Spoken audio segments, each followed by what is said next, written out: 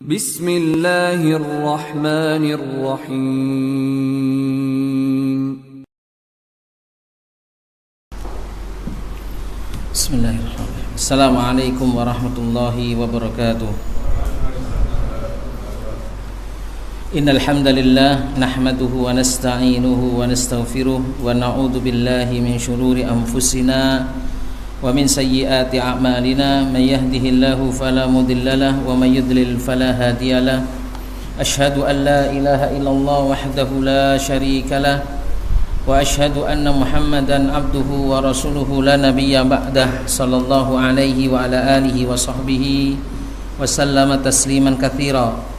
Ya ayyuhalladzina amanu taqullaha haqqa tuqatih wa la tamutunna illa wa antum muslimun. Ya ayyuhan nasu taqu rabbakum alladzi khalaqakum min nafsin wahidah wa khalaqa minha zawjaha wa batha minhuma rijalan katsiran wa nisaa'a wattaqullaha alladzi tasaaluna bihi wal arham innallaha kana 'alaikum raqiba. Ya ayyuhalladzina amanu taqullaha wa qulu qawlan sadida yuslih lakum a'malakum wa yaghfir lakum dhunubakum wa may yuti'illaha wa rasulahu faqad faza fawzan 'azima. Amma ba'd, fa inna asdaqal hadithi kalamullah wa khairal hadi hadi Muhammadin sallallahu alaihi wa ala alihi wasallam wa syarral umuri muhdatsatuha wa kullu muhdatsatin bid'ah wa kullu bid'atin dhalalah wa kullu dhalalatin finnar. Ayyuhal muslimun rahimakumullah. Alhamdulillah, di sore hari yang kita diberi rahmat oleh Allah Subhanahu wa taala berupa hujan tidak menyurutkan niat kita, langkah kita untuk kembali ke masjid Allah Subhanahu wa taala, melaksanakan sholat berjamaah di dalamnya, dan kemudian kita ingin menambah dan meraih nikmat tersebut dengan duduk bersama di kajian dan di majelis ilmu yang berbahagia ini.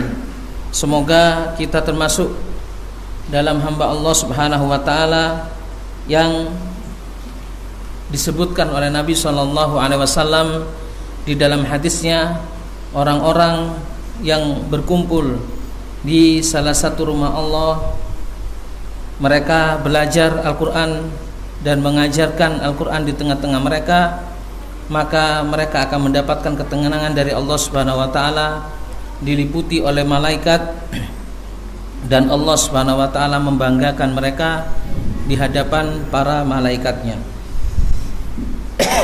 Kaum muslimin yang dirahmati Allah Subhanahu wa taala, ini merupakan perjumpaan perdana, pertemuan perdana kajian kita kitab Ushul Ats-Tsalatsa, tiga landasan utama yang harus diketahui oleh setiap muslim dan muslimah, yang insyaallah kita akan mengkajinya di setiap hari Ahad kedua setiap maghrib sampai isya insyaallah. Insyaallah yang akan kita bahas adalah berkenaan dengan kitab Al-Ushul Ats-Tsalatsa dengan syarah yang disyarah oleh Syekh Abdurrahman bin Nasir Al-Barraq rahimahullahu taala. Kaum muslimin yang dirahmati Allah Subhanahu wa taala, mungkin kita semua para penuntut ilmu sudah mengetahui apa itu Al-Ushul Ats-Tsalatsa, apa itu tiga landasan utama yang wajib untuk diketahui oleh setiap kaum muslimin dan muslimat, yaitu mengenal Allah, mengenal agama Islam dengan dalilnya, atau sebelumnya disebutkan mengenal Nabi Muhammad SAW, dan mengenal agama Islam dengan dalil-dalilnya. Kitab ini merupakan salah satu kitab yang sejatinya harus dibaca oleh setiap muslim, difahami, kemudian diamalkan, karena di dalam kitab ini kita akan diajari para jamaah yang dirahmati Allah bagaimana kita beragama Islam dengan sempurna. Karena seseorang tidaklah mungkin untuk bisa mengamalkan apa yang ada di dalam ajaran agamanya kecuali dengan dia menuntut ilmu, yaitu ilmu syar'i, ilmu dari Alkitab, dari As-Sunnah, yang tentunya ilmu ini yaitu ilmu-ilmu yang berkenaan dengan masalah pokok-pokok dari ajaran agama Islam yang kita pelajari. Baik para jamaah yang dirahmati Allah Subhanahu wa taala, buku Al-Usul Ats-Tsalatsa sejatinya merupakan risalah, sebuah risalah yang ditulis oleh Syekh Muhammad bin Abdul Wahhab rahimahullahu taala, yang buku ini dikenal dengan Al-Usul Ats-Tsalatsa, 3 landasan pokok utama. Baik, kita pelajari bersama. Bismillahirrahmanirrahim. Syekh Muhammad bin Abdul Wahhab rahimahullah rahmatan wasi'ah mengatakan, "I'lam rahimakallah annahu yajibu alaina ta'allumu arba'u masailah." Ketahuilah, semoga Allah merahmatimu, bahwa wajib atas kita untuk belajar 4 masalah. Al-ula, yang pertama, al-ilmu, yaitu ilmu. Wa huwa ma'rifatullah, yaitu mengetahui Allah. Wa ma'rifatu nabiyhi, dan mengetahui nabinya. Wa ma'rifatu dinil Islam bi adillah, dan mengetahui agama Islam dengan dalilnya. Wa tsaniyatu, dan yang kedua, masalah yang kedua yang harus kita ketahui adalah al-amalu bihi. Kemudian wa tsalitsatu ad-da'watu ilaihi, yaitu mendakwahkannya. Wa rabi'atu, dan yang keempat adalah as-sabru 'alal adha fihi, yaitu bersabar di dalam gangguan-gangguan ataupun halangan-halangan yang sekiranya akan menghampiri kita semuanya.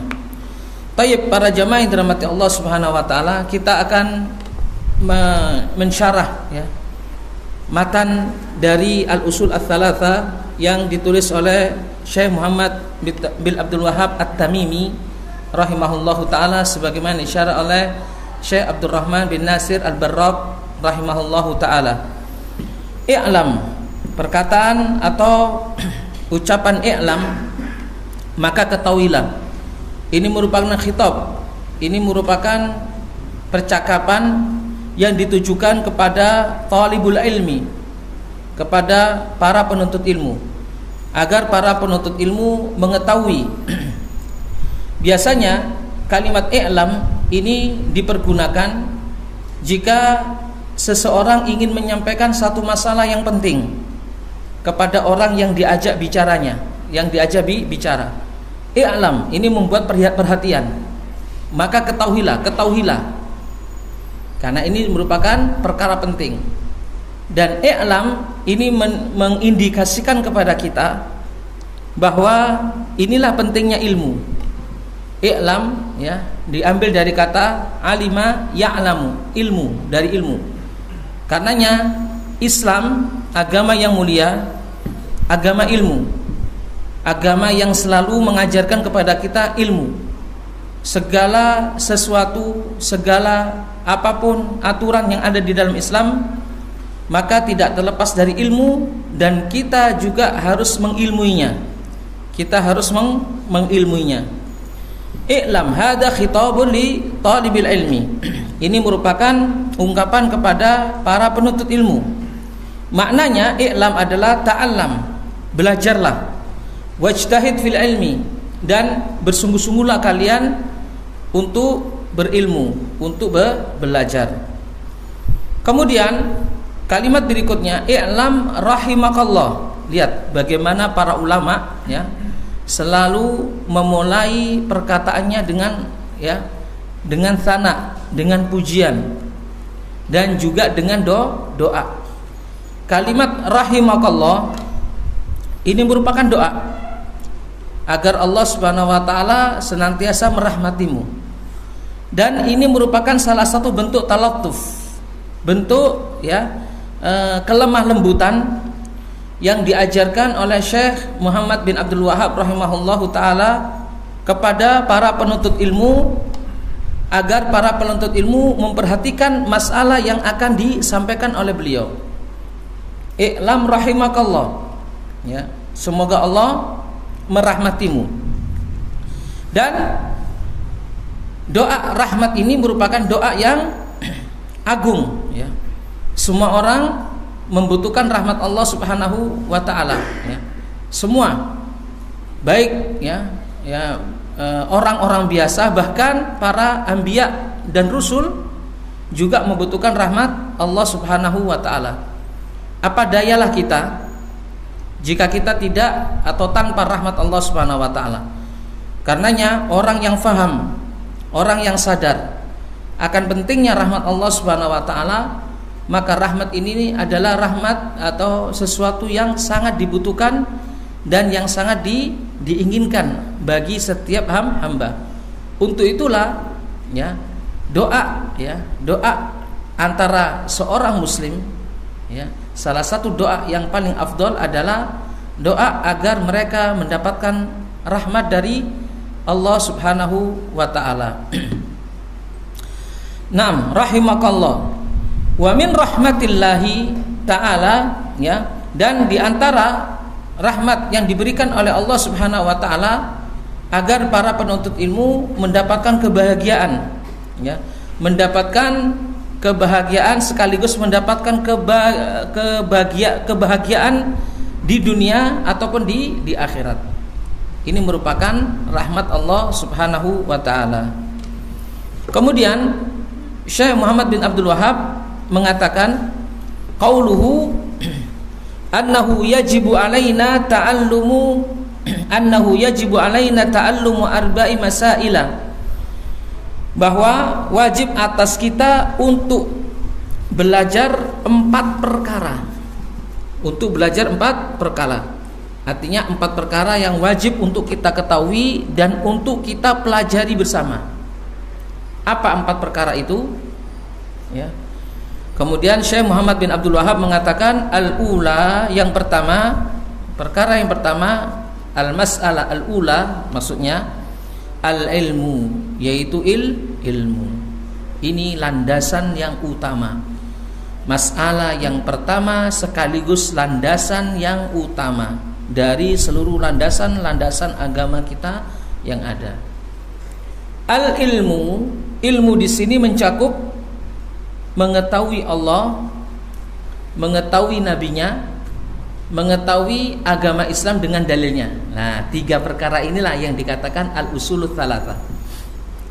Bisa difahami para jamaah? Ilmu di sini yang dimaksud oleh Syekh, ilmu di sini adalah ilmu mengetahui Allah, mengetahui nabinya, dan mengetahui agama Islam dengan dalilnya. Secara umum para jamaah, kita katakan seandainya seseorang tidak mengetahui apapun dalam kehidupan dunianya, tidak mengetahui apapun, bodoh dalam hal apapun, kecuali dia mengetahui Allah sebagai Rabbnya, mengetahui nabinya Muhammad SAW sebagai nabi dan rasul, dan mengetahui agama Islam dengan dalilnya, itu sudah cukup. Itu sudah cukup menjadikan dia mulia di hadapan Allah, di hadapan makhluk Allah, dan menjadikan dia bahagia nanti di dunia dan di akhiratnya. Jadi ilmu di sini adalah ilmu, ya, yang wajib untuk diketahui oleh setiap hamba Allah Subhanahu wa taala. Makanya kita katakan ala hasab, ya, jadi minimal kita mengetahui 3 perkara ini. Maka itu adalah landasan kebahagiaan kita. Maka sebaliknya, seseorang mengetahui ilmu yang banyak, apapun dia mengetahui, terutama ilmu-ilmu dunia dia ketahui, tapi dia jahil terhadap 3 perkara ini. Jahil terhadap Allah, jahil terhadap nabinya sallallahu alaihi wasallam, jahil pula terhadap agama Islam yang mana dia beragama dengan dalil-dalilnya. Maka ilmu yang dia ketahui dari ilmu dunia itu tidak berarti apa-apa. ilmu yang dia ketahui di dunia, dalam ilmu dunia itu tidak berarti apa-apa. Kenapa kok seperti itu? Karena ilmu dunia yang dia ketahui tersebut tidak akan bisa menopangnya untuk meraih kebahagiaan dunia dan akhirat. Karenanya ilmu yang dimaksud di sini adalah ilmu Alkitab atau ilmu mengetahui tentang Allah, mengetahui tentang nabinya, dan mengetahui tentang agama Islam dengan dalilnya. Syekh Abdurrahman Al-Barraq mengatakan al-ilmu minhu ma huwa fardu ainin ala kulli mukallafin wa minhu ma huwa fardu kifayah. Ilmu di sini ada ilmu yang sifatnya itu fardu ainin, wajib bagi setiap individu untuk mempelajarinya, untuk mengetahuinya. Ada selainnya, ada ilmu yang sifatnya fardu kifayah. Ilmu yang sifatnya fardu kifayah. Ilmu yang sifatnya fardu ainin, wajib bagi setiap individu untuk mengetahuinya, yaitu terutama bagi orang-orang yang mukallaf, orang-orang yang terbebani dengan syariat ini. Seperti apa contohnya? Seperti apa contohnya? Ya seperti yang disebutkan oleh Syekh Muhammad bin Abdul Wahab, yaitu ilmu mengetahui tentang Allah, mengetahui tentang Nabi Muhammad SAW, mengetahui tentang agama Islam dengan dalil-dalilnya. Termasuk pula ilmu, ya, ilmu yang sifatnya fardu ainin bagi setiap hamba adalah ilmu di mana dia diwajibkan untuk beribadah kepada Allah Subhanahu wa taala dengannya. Seperti apa? Seperti rukun Islam. Rukun Islam ada berapa? Ada 5. Syahadat alla ilaha illallah wa anna muhammadar rasulullah, menegakkan salat, iqamis shalah, ita'iz zakah, memberi zakat, saum Ramadan, ya, berpuasa Ramadan, wa hajju baitillahil haram, dan berhaji di Baitullahil Haram. 5, ya, rukun Islam yang harus ditunaikan oleh setiap muslim. Ini harus diilmui. Ya, Anda tidak bisa menjadi seorang muslim yang kafah, yang sempurna sampai Anda mengilmui 5 rukun ini. Ini sifatnya apa? Fardu ainin, sifatnya wajib atas individu. Karenanya seseorang wajib mengetahui syahadat alla ilaha illallah. Apa itu syahadat? Maknanya apa? Rukunnya apa? Syarat-syaratnya apa? Termasuk mengetahui pembatal syahadat. Begitu juga mengetahui syahadat anna Muhammadar Rasulullah. Ini harus diketahui. Bagaimana mengetahuinya? Belajar. Ya.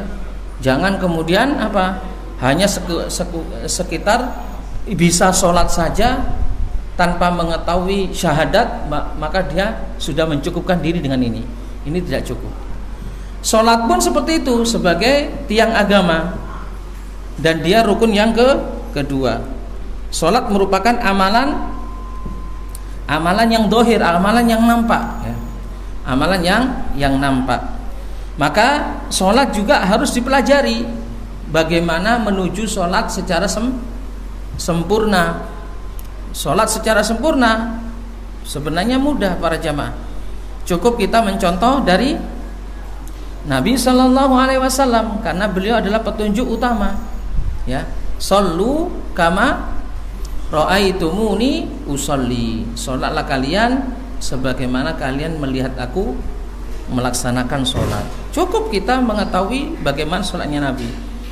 Di mana kita mengetahui sholatnya Nabi Sallallahu Alaihi Wasallam? Nah, dia dalam hadis-hadis Nabi Sallallahu Alaihi Wasallam. Alhamdulillah, ya, para ulama terdahulu telah mengumpulkan hadis-hadis Nabi Sallallahu Alaihi Wasallam berkenaan dengan sholat beliau. Bahkan ada secara khusus buku tersendiri tentang sifat sholat Nabi Sallallahu Alaihi Wasallam, seperti buku sifat sholat Nabi yang ditulis oleh Syekh Al-Albani rahimahullah. Alhamdulillah, mudah agama ini. Tinggal kita belajar saja, ya. Tinggal kita belajar mempraktekkan. Begitu juga ilmu tentang rukun yang berikutnya, seperti ilmu tentang zakat, kita pelajari, ya. Bagaimana zakatnya Nabi sallallahu alaihi wasallam. Jazakallahu khairan. Kemudian ilmu tentang puasa. Nah, sebentar lagi akan menghadapi puasa Ramadan. Kurang lebih 2 bulan lagi. Maka sebelum kita masuk di bulan Ramadan, kita belajar lagi, Ustaz. Bulan Ramadan itu kan musiman, Ustaz. Setiap tahun ada. Iya, betul, musiman. Tapi kita jangan kemudian takabur meskipun bulan Ramadan musiman. Kita harus belajar lagi. Bisa jadi meskipun musiman ada beberapa hal yang kita lupa. Perlu apa? Penyegaran kembali. Bagaimana penyegaran kembali? Dengan belajar lagi, membuka lagi. Lihat para ulama terdahulu, bahkan masyayikh ketika akan menjelang Ramadan, mereka buka lagi buku tentang masalah puasa. Bagaimana puasanya Nabi SAW, tentang sholat tarawih, tentang apa saja amalan-amalan yang dilakukan di bulan puasa, disampaikan kepada para jamaah. Ini dalam rangka untuk apa? Untuk mengetahui, dan ini merupakan kewajiban bagi setiap muslim. Begitu juga ya ilmu tentang haji ke Baitullah. Ini adalah ilmu yang wajib ya, ilmu yang wajib atas individu, fardu ainin. Ilmu yang wajib yang hukumnya fardu kifayah. Seperti apa contohnya? Seperti contohnya ilmu waris. Nah, ilmu warisan ya, ini wajib hukumnya untuk kita mempelajari, tapi bukan individu. Tidak semua individu dituntut untuk bisa membagi warisan, mengetahui warisan. Ada, tapi harus ada. Di setiap kaum itu harus ada yang mempelajari ini. Kenapa? Kalau tidak ada yang mempelajari ini, maka semuanya berdosa. Apalagi nanti tatkala mereka dihadapkan pada masalah warisan. Nah, sehingga mereka membagi warisan ya amburadul, tidak sesuai dengan ketentuan yang ditentukan oleh Allah Subhanahu wa taala. Maka akibatnya ya berdosa seluruhnya, seluruh negeri tersebut ya, atau seluruh kampung tersebut. Maka harus ada orang yang belajar, tapi tidak semua orang ya harus mempelajari ilmu tersebut. Artinya ilmu itu dibutuhkan, tapi dibutuhkan ya tidak untuk semua individu. Ilmu tersebut dibutuhkan ya individu satu saja menguasai atau mengetahui, maka hal itu sudah mencukupi. Itu adalah salah satu contoh ilmu yang sifatnya, hukumnya dipelajarinya itu fardu kifayah. Kemudian al ilmu wa huwa ma'rifatullah. Nah, ilmu di sini kata Syekh Muhammad bin Abdul Wahhab rahimahullahu taala, yang pertama adalah mengetahui Allah. Mengetahui Allah bi asma'ihi wa sifatihi, mengetahui Allah Subhanahu wa taala dengan nama-nama dan sifat-sifatnya. Masuk di dalam mengetahui Allah Subhanahu wa taala ya, yaitu berkenaan dengan tauhid rububiyah, tauhid uluhiyah, dan tauhid asma wa sifat. Ini harus kita ketahui. Karena ilmu tentang Allah merupakan kewajiban atas setiap individu. Betapa orang-orang tersesat di dalam menghambakan dirinya kepada Allah dikarenakan apa? Tidak mengetahui tentang tauhid, baik itu tauhid rububiyah, tauhid uluhiyah, dan tauhid asma wa sifat. Seseorang akan melenceng kepada tauhid uluhiyah sebagaimana orang-orang ateis karena mereka tidak mengetahui tentang Allah Subhanahu wa taala. Maka mereka harus belajar. Mereka harus belajar dan mengamalkannya.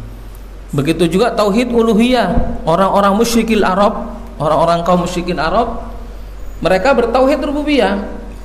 Tapi tauhid rububiyah mereka tidak mencukupkan. Mereka tergolong sebagai orang-orang yang bertauhid, tergolong sebagai orang-orang yang selamat ya dari azab Allah Subhanahu wa taala. Kenapa? Karena mereka tidak mendatangi atau tidak mengamalkan tauhid uluhiyah. Mereka jahil terhadap tauhid uluhiyah, dan bisa jadi juga mereka takabur terhadap tauhid uluhiyah, sehingga pengetahuan mereka kepada Allah akan tauhid rububiyahnya saja tidak mencukupi mereka untuk apa? Untuk menjadikan mereka sebagai orang-orang yang bertauhid. Begitu pula tauhid asma wa sifat. Tauhid asma wa sifat, mengetahui tentang nama-nama Allah Subhanahu wa taala. Ahlussunnah wal Jamaah menyebutkan tentang definisi tauhid asma wa sifat adalah mengesahkan Allah Subhanahu wa taala bahwasanya Allah mempunyai nama-nama yang indah dan sifat-sifat yang mulia, ya, yang Allah Subhanahu wa taala memberi nama dirinya dengan nama tersebut dan mensifati dirinya dengan sifat tersebut, dan kita menetapkan nama dan sifat Allah sebagaimana juga yang ditetapkan oleh Nabi kita Muhammad SAW, tanpa kita mentakwilkan, tanpa kita menyamakan sifat Allah dengan sifat makhluknya, tanpa kita meniadakan sifat Allah yang telah ditetapkan oleh Allah sendiri dan oleh Nabi-Nya Muhammad SAW, tanpa pula kita berkata tentang takyif. Apa takyif itu? Membagaimanakan. Nah, membagaimanakan apa? Biasanya dibagaimanakannya apa? Sifat Allah. Kenapa kok kita tidak boleh berbicara tentang bagaimana sifat Allah? Ya.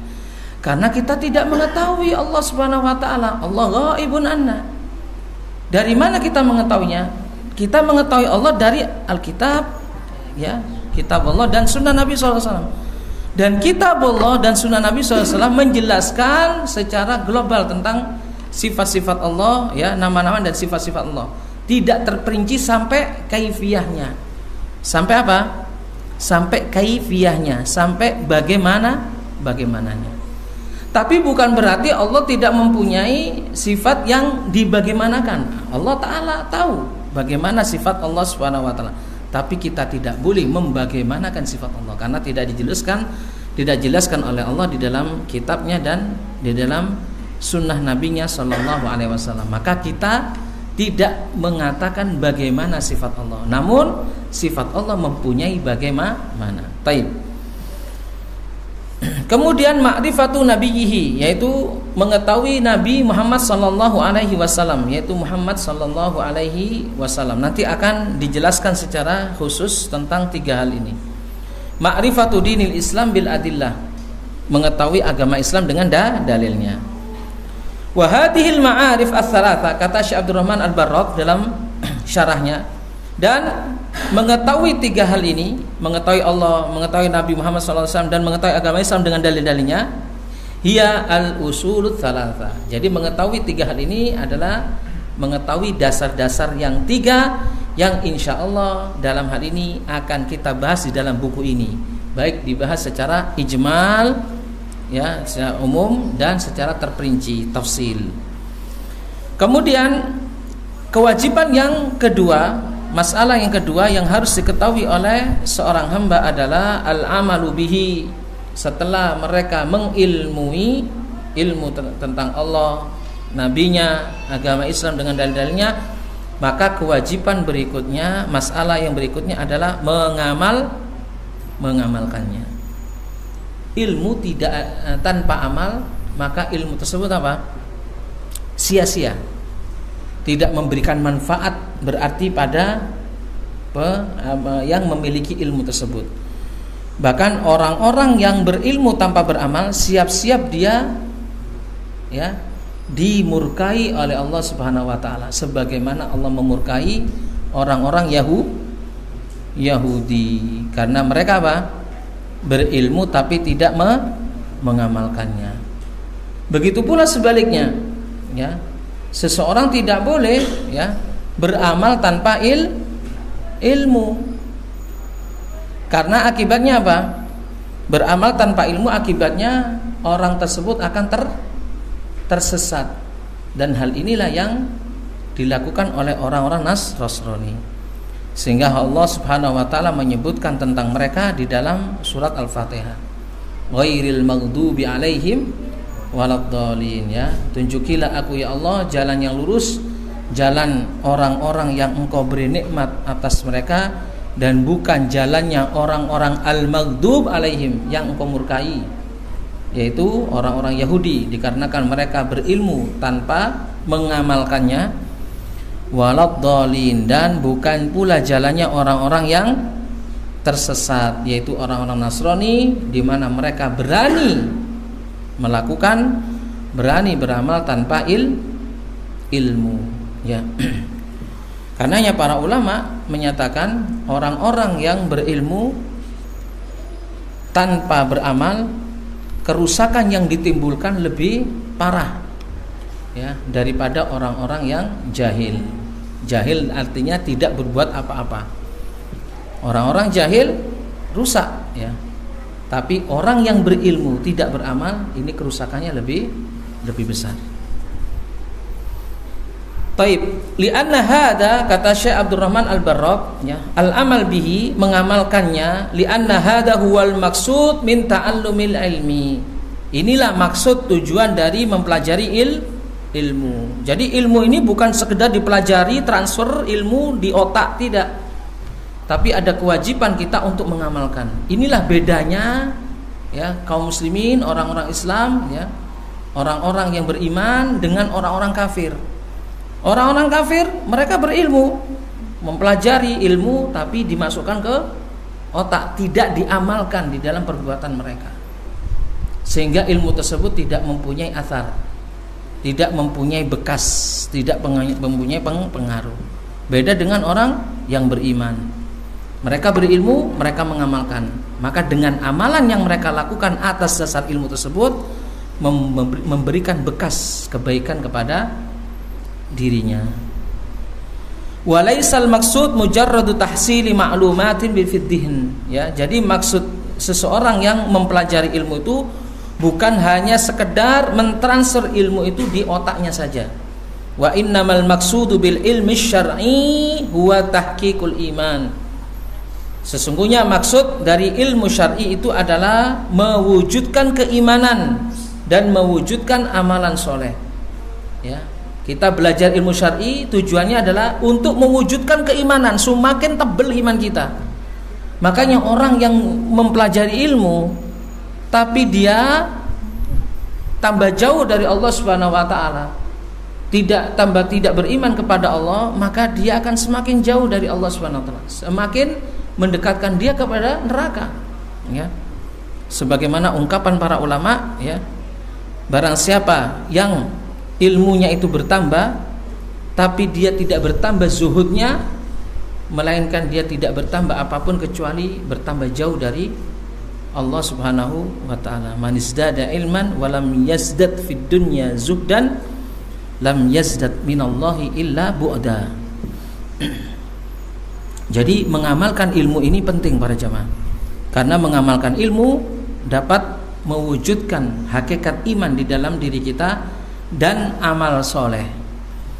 Fal ilmu bila amalin yakunu wabalan ala sahibihi. Maka kata Syekh Abdurrahman Al-Barraq, ilmu tanpa diamalkan akan menjadi bencana bagi orang yang berilmu itu tersebut dan menjadi hujjah alaihi.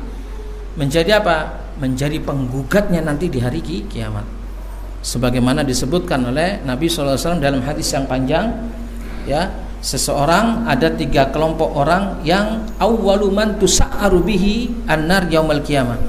Ada 3 orang yang pertama kali dinyalakan api untuk mereka pada hari kiamat. Salah satunya adalah orang yang belajar Al-Qur'an ya. Belajar Al-Qur'an dikatakan ya, kenapa engkau belajar Al-Qur'an ya? Aku belajar Al-Qur'an ya demi mempelajari Al-Qur'an demi wajahmu ya Rabb. Maka Allah mendustakan, kadzabta, engkau belajar Al-Qur'an bukan untuk ya ikhlas karenaku, tapi engkau mempelajari Quran karena engkau ingin dikatakan orang yang qari, orang yang ahli membaca.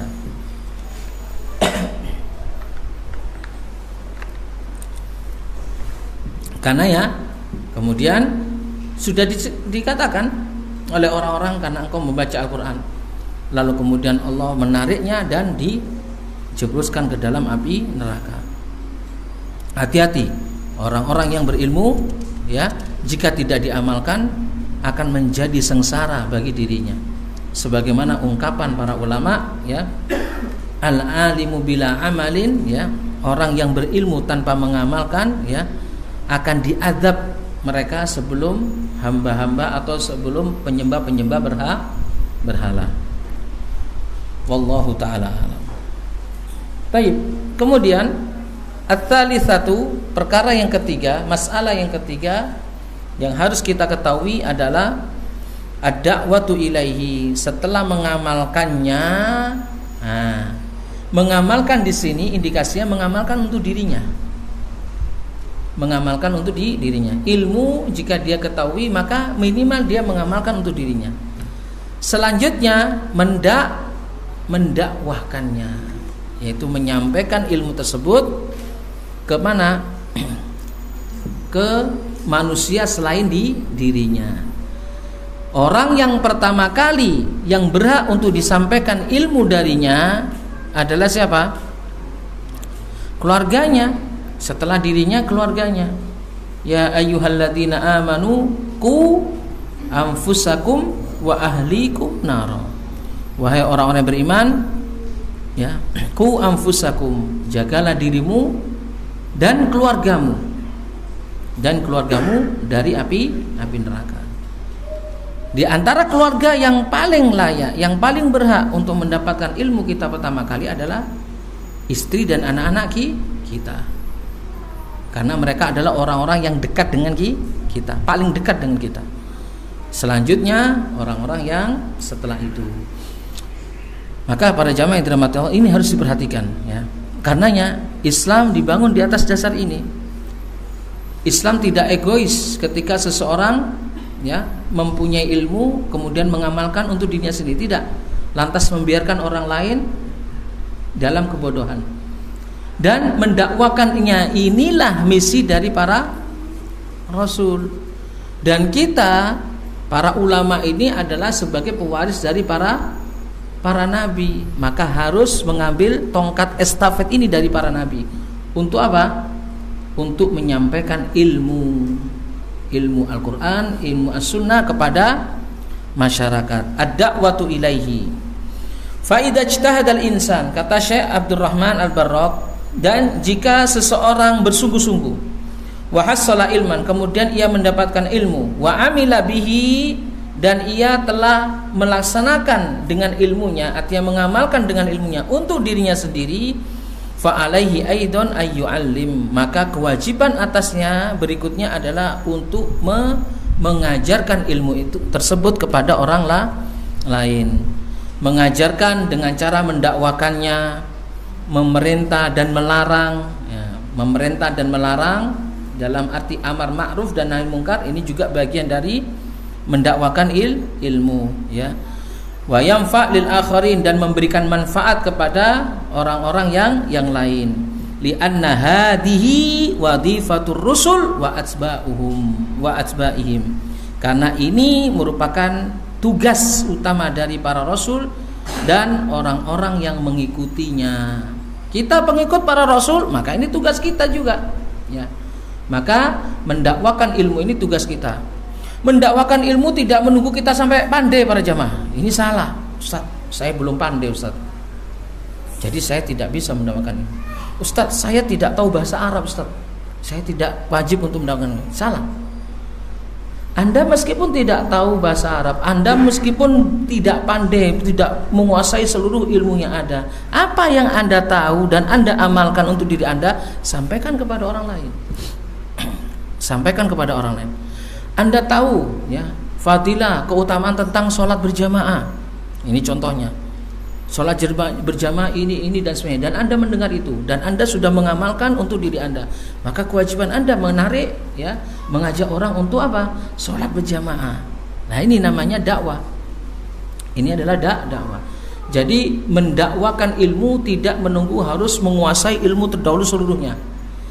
Tapi jangan salah paham. Bukan berarti tidak menguasai ilmu seluruhnya, bukan berarti kemudian kita legowo dengan ilmu pas-pasan yang ada di benak kita atau di dalam diri kita. Ya, kita harus menuntut ilmu lebih lagi, ya.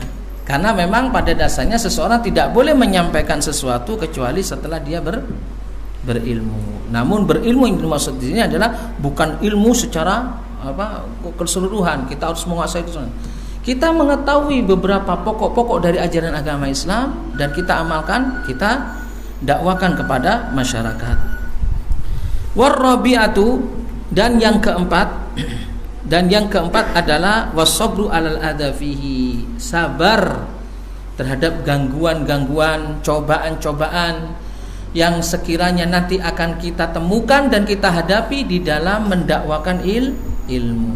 Para jamaah, ingat, tatkala kita walhamdulillah diberi taufik oleh Allah dengan ilmu, ya, kemudian kita diberi taufik pula oleh Allah Subhanahu wa taala untuk mengamalkan ilmu tersebut, lalu kemudian pada tahap ketiga kita mendakwakan ilmu, ingat, orang yang kita hadapi untuk mendapatkan ilmu itu tidak seperti apa yang kita inginkan. Tidak semua seperti apa yang kita inginkan. Masyarakat kita majmuk, ada yang menerima, alhamdulillah, kita bersyukur kepada Allah SWT.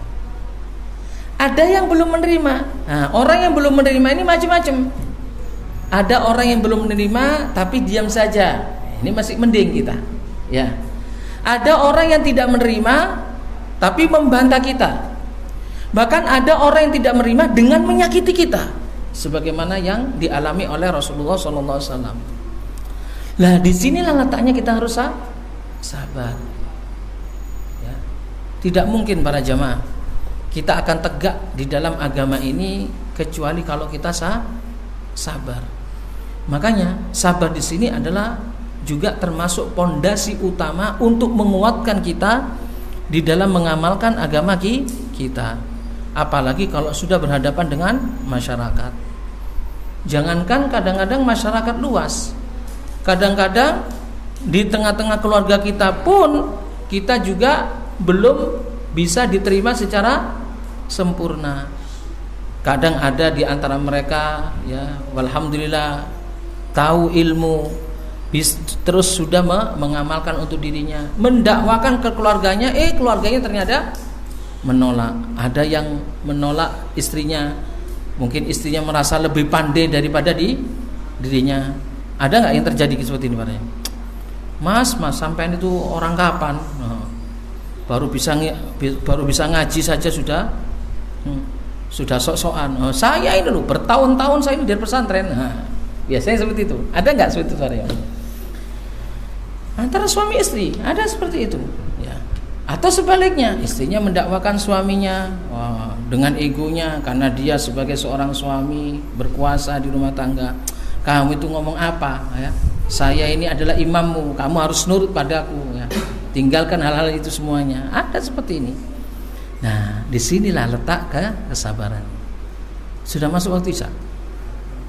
Adzan dulu ya, nanti tak teruskan sedikit ya. Tafadhol. Bismillah, kita lanjutkan. Yang keempat, as-sabru 'alal adza fihi, yaitu bersabar terhadap gangguan yang diterima setelah mendakwakan ilmu tersebut. Syekh Abdurrahman Al-Barraq mengatakan, li'anna man tasadda li da'watin nasi wa amrihim wa nahyihim amma ta'awwadu la budda an yahsula lahum minhum ada bil kalami wa bil fi'li. Karena orang yang sudah, ya, berkecimpung mendakwakan manusia, memerintah mereka, melarang mereka dari kebiasaan-kebiasaan yang dahulu mereka lakukan, biasanya kebiasaan-kebiasaan yang tidak sesuai dengan ajaran Islam, la budda ayyahsulalahu minhum ada bil kalam wal bil fi'li. Dia wajib harus menerima gangguan dari masyarakat, baik itu gangguan berupa ucapan atau gangguan berupa apa? Tindakan. Apalagi dakwah Islam ini seringkali berbenturan dengan apa? Dengan adat istiadat tradisi yang ada di satu kaum. Kalau sudah kita mendakwakan Islam dan berbenturan dengan adat mereka, biasanya kebanyakan di antara mereka yang tidak serta-merta menerima. Lah, kalau mereka tidak menerima, pasti mereka akan mengganggu kita. Ya. Baik itu gangguannya dengan perkataan, oh ini ustadz ini bahaya, ini wahabi ini. Nah, ya kan ya. Jauhi. Ini ustadz ini tidak melestarikan kebudayaan kita. Nah, ini seperti itu. Anda harus sabar terhadap ini. Atau bahkan tidak segan-segan mereka berani untuk mengganggu Anda dengan apa? Dengan mencederai Anda, mendemo Anda, mungkin mereka menyakiti Anda dengan apa? dengan hal kesakitan-kesakitan yang Anda tidak inginkan. Dan hal ini harus Anda hadapi. Minta tolong kepada Allah Subhanahu wa taala ya, untuk menghadapi mereka. Karenanya fala budda lahu minas sabri ala dzalik. Makanya kalau kita sudah berhadapan dengan gangguan mereka, jangan kemudian kita apa? Kita balas mengganggu ya. Gangguan tidak dibalas dengan gangguan, tapi dibalas dengan apa? Sabar. Sabar para jamaah bukan berarti kita tidak ngapa-ngapain. Nah, ini kadang-kadang orang-orang yang salah paham terhadap hal ini. Mosok sabar toh? Kenapa kok kita sabar toh? Kita tidak berani gini. Tidak.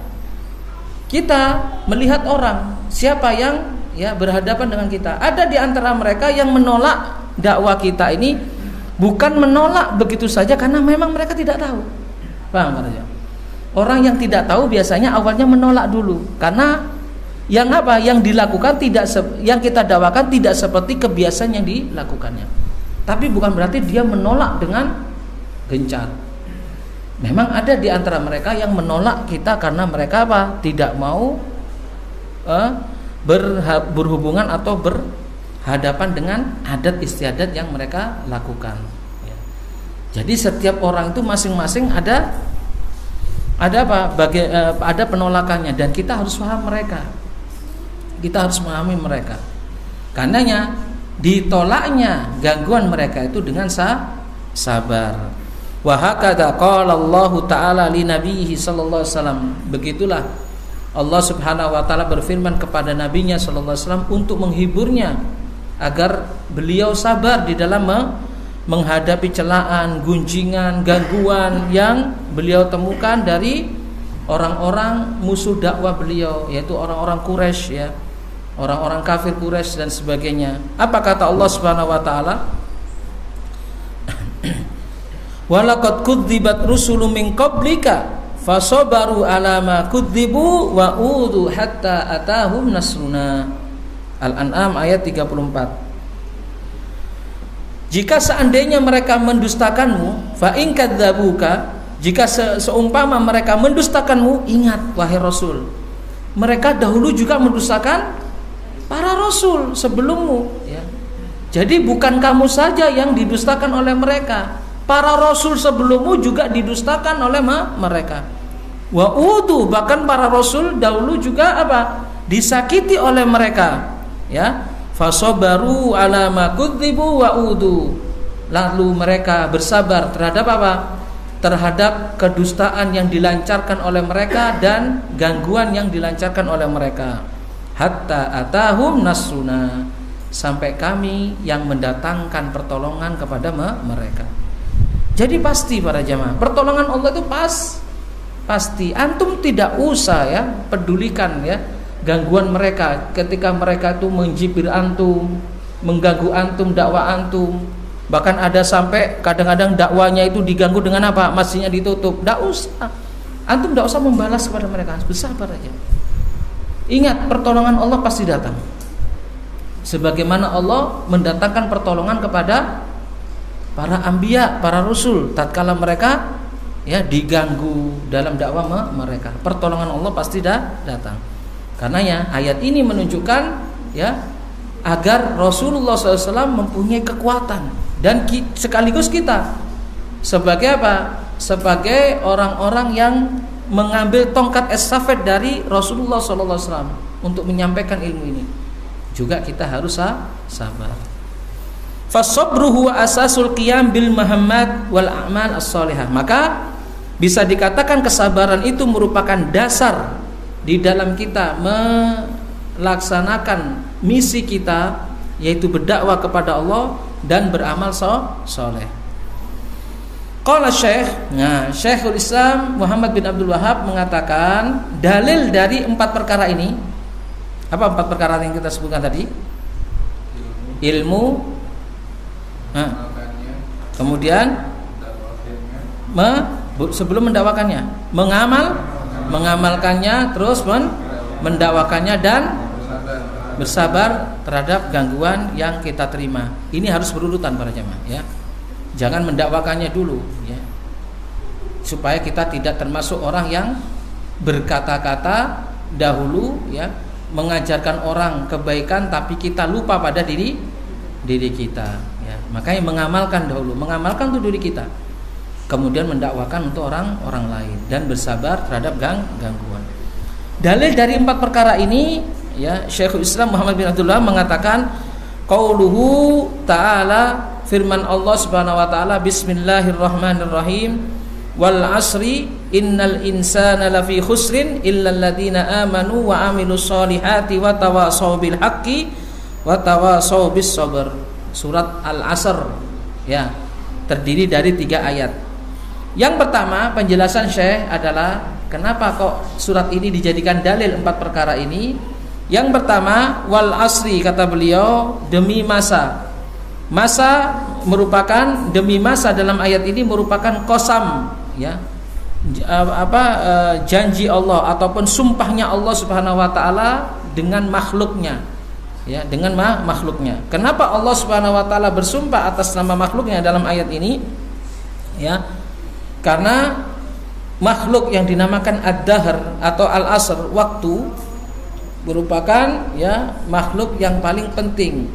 Di dalamnya ya berputar waktu, malam, hari, bulan, tahun.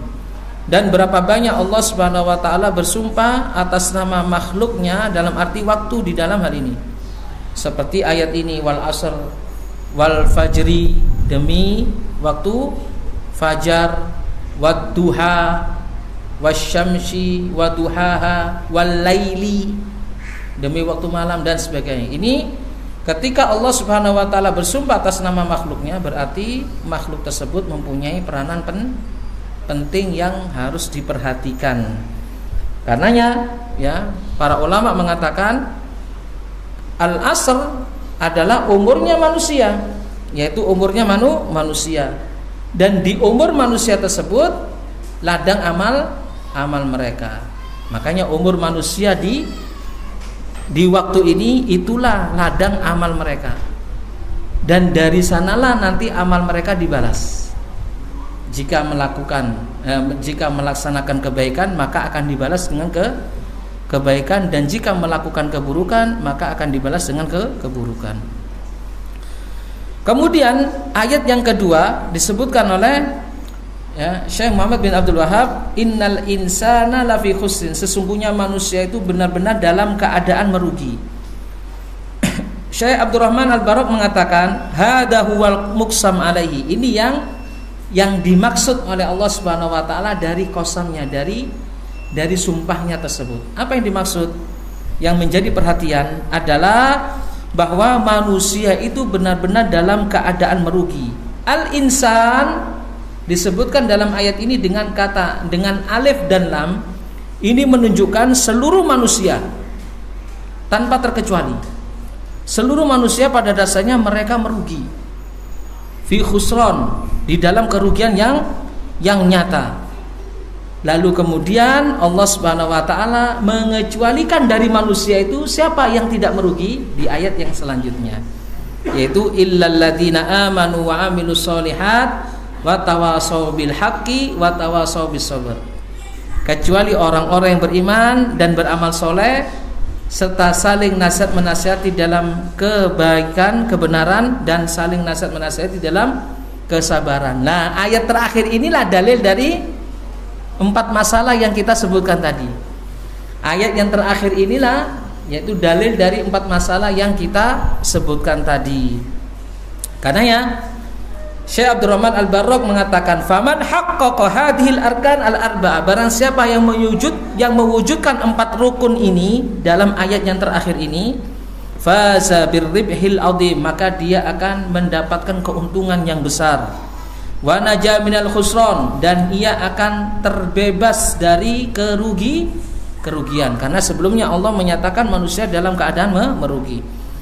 Fahadur insan minar ribhi bihasabi haddihi min hadil khisal al-arba. Perhatikan kata Syekh Abdurrahman Barok ya, bahwa nasib seorang manusia dari keuntungan yang ia dapatkan itu seberapa besar dia mengamalkan 4 perkara yang ada ini. Jadi keuntungan yang didapatkan oleh manusia tatkala dia mengamalkan 4 perkara ini. Sebesar itu dia mengamalkan 4 perkara ini, sebesar itu pula keuntungan yang akan ia dapatkan. Illal ladzina amanu. Nah, ini yang pertama, kecuali orang yang beriman. Al iman la yakunu illa bil ilmi. Kenapa kalau disebutkan oleh Allah iman yang menjadi dalil landasan yang pertama al ilmu? Maka Syekh Abdurrahman mengatakan li'annal iman la yakunu illa bi ilmin, karena iman itu tidak akan bisa bersandar pada hati kecuali dengan ilmu. Iman tidak akan bersandar, ya. Iman tidak akan bersemi di dalam hati seseorang kecuali dengan ilmu. Kemudian selanjutnya wa amilus sholihat, dan beramal soleh. Ini adalah buah dari ilmu itu sendiri. Jadi orang yang beriman itu tidak akan beriman kecuali dengan ilmu. Lalu beramal soleh, karena amal soleh merupakan buah dari ilmu dan iman. Faman razaqahullahu al-ilma wal iman, barang siapa yang diberi anugerah oleh Allah Subhanahu wa taala berupa ilmu dan iman dan amal soleh, maka dia mempunyai keuntungan. Nah, ini keuntungan yang pertama, keuntungan orang yang beriman dan beramal soleh. Beriman dengan ilmunya dan beramal soleh. Kemudian Allah berfirman, wa tawasau bil haqqi, saling nasihat menasihati dengan kebaikan. An-nushu ba'duhum ba'dha, yaitu menasihati antar sesama. Karena menasihati ini juga merupakan tonggak dari agama kita. Saling nasihat menasihati tonggak dari agama kita. Bukankah Nabi telah mengatakan ad-dinun nasihah? Agama itu adalah nasihat. Qulna liman, kata para sahabat, untuk siapa nasihat itu wahai Rasulullah? Qala lillah, untuk Allah, wali kitabihi, dan untuk kitabnya, wali rasulihi, dan untuk rasulnya, wali a'immatil muslimina, dan untuk pemimpin-pemimpin kaum muslimin, wa ammatihim, dan untuk kaum muslimin secara keseluruhan. Naam. Wa dzakkara ba'duhum ba'dan, wa dzakkara ba'duhum, dan saling mengingatkan antara mereka, saling menasihati, saling mengingatkan. Itu adalah ciri orang-orang yang beriman, dan itu sekaligus adalah ciri dari agama kita. Saling menasihati dalam hal apa? Dalam kebaikan. Nah, kebaikan di sini yang dimaksud adalah yashmal al-ilmu wal iman, yaitu kebaikan yang bersandarkan atas ilmu dan iman. Tidaklah kebaikan itu dikatakan kebaikan sebagai standar kecuali jika kebaikan itu berdasarkan ilmu dan iman. Saya mau mengadakan maulud Nabi ya. Loh, kenapa? Karena baik. Baik menurut siapa? Baik menurut saya. Diterima nggak para jamaah? Berarti dia kebaikan standarnya adalah kebaikan hawa nafsu, bukan kebaikan menurut ilmu. Kalau menurut ilmu, artinya ilmu sesuai yang diamalkan oleh Nabi SAW. Nabi tidak pernah mengajarkan kita maulud Nabi. Ini salah satu contohnya. Jadi standar kebaikan itu adalah jika kebaikan itu dilandasi oleh ilmu dan iman. Iman maksud di sini adalah bisa dimaksudkan apa? Ikhlas karena Allah Subhanahu wa taala. Wal amal soleh, dan mengamal soleh. Kemudian watawasau bis sobri, dan saling nasihat menasihati, saling berwasiat tentang kesabaran. Ya, saling menasihati tentang kesabaran agar apa? Agar memang kita ini tidak keluar dari cobaan dari Allah Subhanahu wa taala. Makanya seorang mukmin salah satu cirinya kata Nabi SAW adalah bersabar. Ajaban li amril mu'min, kata Nabi SAW dalam hadis yang diriwayatkan oleh Imam Muslim. Ajaban bi amril mu'min, sungguh menakjubkan perihal orang yang beriman. Inna amrahu kullahu khair, sesungguhnya urusannya seluruhnya baik. Walaysa dzalika illa lil mu'minin, dan hal itu tidak akan bisa dilakukan kecuali orang yang beriman. In asobat usarra syakar fakana khairan lahu. Orang yang beriman itu jika mendapatkan kebahagiaan, keluasan, ya, kelapangan, maka dia akan bersyukur, dan itu adalah sikap yang terbaik baginya. Wa in asabahu dharra, sebaliknya orang yang beriman jika mendapatkan kesempitan, kegundahan, hal-hal yang tidak diinginkan, sabar, maka dia sabar. Nah, maka dia bersabar. Fakana khairan lahu, dan itu adalah sikap yang terbaik baginya. Karenanya sabar tatkala kita menghadapi musibah, sabar tatkala kita menghadapi gangguan merupakan salah satu ciri orang yang beriman. Dan hal inilah yang menjadikan orang yang beriman itu adalah orang yang menakjubkan. Sabar dalam hal apa saja para jemaah? Sabar ada 3 perkara. Sabar di dalam melaksanakan ketaatan kepada Allah, ya. Sabar di dalam melaksanakan ketaatan kepada Allah. Antum melaksanakan ketaatan kepada Allah, istiqomah di dalamnya, tidak akan bisa antum melaksanakan ketaatan tersebut, istiqomah di dalam jalan Allah, kecuali jika antum melaksanakannya sabar. Yang kedua, sabar terhadap maksiat Allah untuk ditinggalkan. Antum juga tidak akan bisa meninggalkan maksiat Allah, karena maksiat Allah ini sangat dicenderungi oleh apa? Oleh hawa nafsu, dan hawa nafsu kita ini bisa menguasai kita. Karenanya antum tidak akan bisa untuk meninggalkan perkara yang diharamkan oleh Allah kecuali jika antum bersabar terhadapnya, meninggalkan seluruh hal-hal yang diharamkan. Yang ketiga, sabar di dalam menghadapi takdir Allah yang buruk bagi kita. Sejatinya takdir Allah tidak ada yang buruk para jemaah. Karena Rasulullah mengatakan, ya, wal khairu kulluhu biyadaika wasyarru laisa ilaika. Takdir Allah itu baik seluruhnya.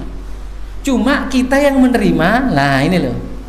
Kita yang menerima ada kalanya menganggapnya buruk. Seseorang diberi sakit, baik enggak para jemaah? Baik enggak para jemaah? Baik. Kenapa? Karena penyakit, di balik penyakit itu Allah Subhanahu wa taala menghendaki kebaikan. Antum ketika diberi sakit oleh Allah bisa jadi dosa antum digugurkan dengan penyakit yang menimpa kepada antum ini. Tapi orang menerima penyakit senang enggak para jemaah? Tidak senang orangnya.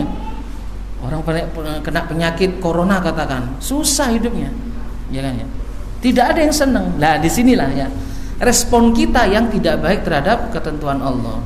Sejatinya ketentuan Allah seluruhnya baik. Karenanya kita harus bersabar supaya menolak apa? Menolak ketidakridhoan kita terhadap takdir Allah, maka kita sabar terhadap apa? Musibah yang kita dapatkan. Sabar terhadap takdir Allah yang buruk terhadap kita. Jika kita mengingat di balik itu ada kebaikan yang besar, maka insya Allah kita akan bersabar. Baik, wattawasi bil haqqi wattawasi bis sabri huma min jumlatil amal sholih. Nasihat menasihati di dalam kebaikan, nasihat di dalam kesabaran, ini seluruhnya termasuk amalan soleh. Karena amalan soleh luas para jamaah. Ya, menganjurkan orang untuk kebaikan, sabar, ini juga amalan soleh. Wa huwa yadkhul fil iman, dan ia juga masuk di dalam keimanan. Fahadil umur al-arba'a ba'duha yadkhulu fi ba'din. Maka 4 perkara ini saling mengisi, saling masuk di antara satu dan yang lainnya. Fa'atafal a'mal as-sholihah 'alal iman. Maka yang pertama amalan soleh digandengkan dengan iman, dan tawasi bil haq, ya, termasuk amalan soleh. Tawasi bis sabr juga termasuk amalan soleh. Termasuk menyebutkan yang khusus setelah menyebutkan yang umum, karena dia termasuk min jumlati al-amal as-sholih. Ini bagian dari penjelasan yang dijelaskan oleh Syekh Abdurrahman Al-Barraq rahimahullahu taala dari syarah Al-Usul Ats-Tsalatsa, kitab yang ditulis oleh Syekh Muhammad bin Abdul Wahhab rahimahullahu taala. Wallahu taala alam. Insyaallah kita akan lanjutkan penjelasan berikutnya pada pertemuan yang akan datang. Baik, ada pertanyaan?